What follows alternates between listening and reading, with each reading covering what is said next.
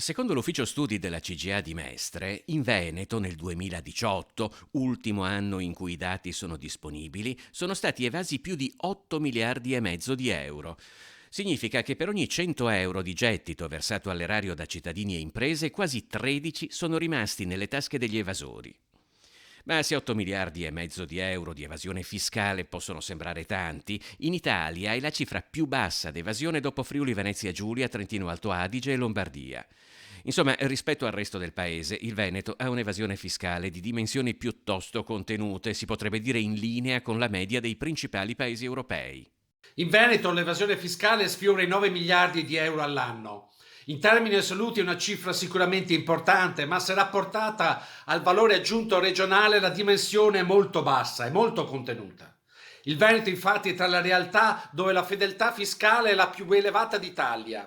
Secondo il DEF, nel 2022 lo Stato incasserà quasi 40 miliardi di imposte e contributi in più rispetto all'anno scorso. Di questi almeno 5 saranno versati dai veneti. Si tratta di un incremento riconducibile in parte all'aumento dell'inflazione, secondo le previsioni circa il 6%.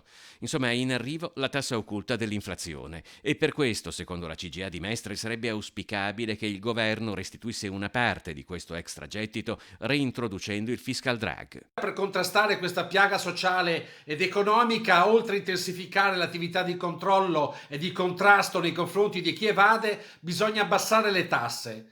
Ad avvantaggiarsene sarebbe anche il fisco che sicuramente incasserebbe di più. Insomma, bisogna pagare meno per pagare tutti.